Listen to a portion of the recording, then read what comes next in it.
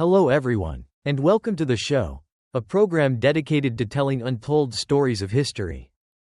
30 years after the Paris peace talks ended, U.S. Secretary of State Henry Kissinger once admitted in an interview, "I could have done better if the man sitting across from me at the negotiating table hadn't been Lê Đức Thọ."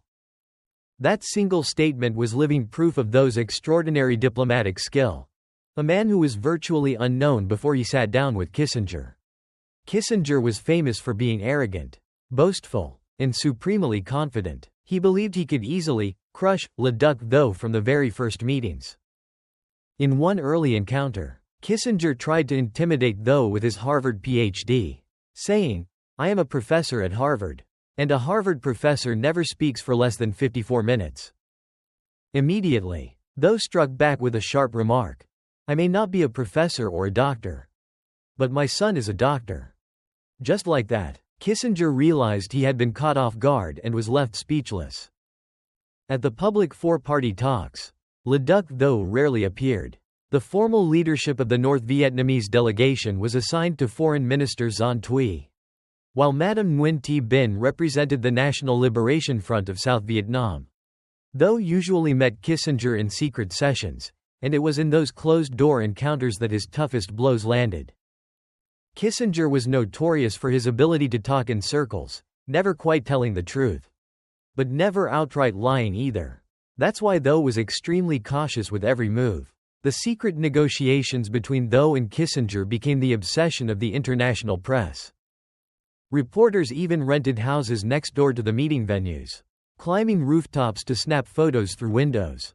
Every facial expression, every gesture of Thọ was carefully observed and analyzed.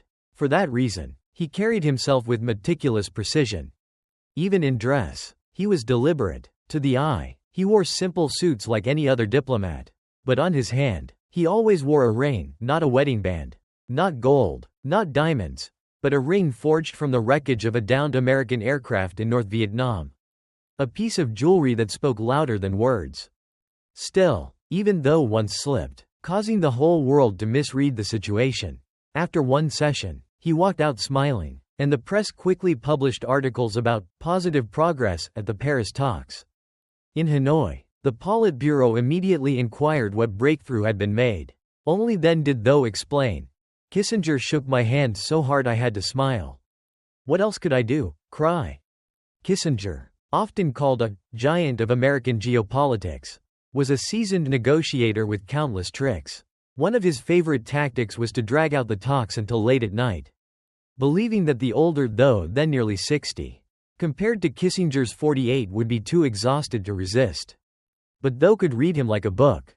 The later the night went, the sharper he became, striking Kissinger blow after blow without missing.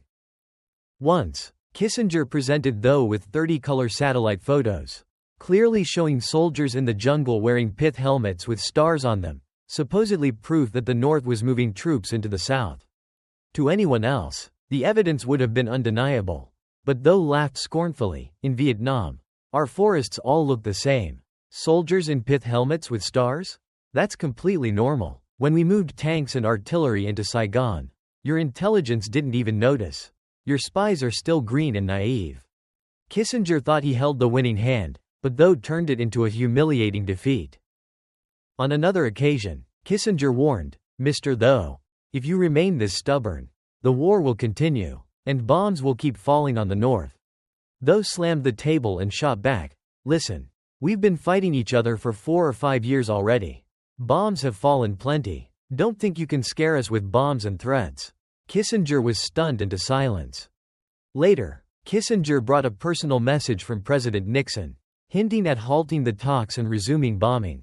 But Thọ dismissed it outright. "Stop this game. We've been fighting for years. Negotiating for nearly 5. Don't bother threatening Vietnam." He even put it into poetry. "Patience will hold for a while.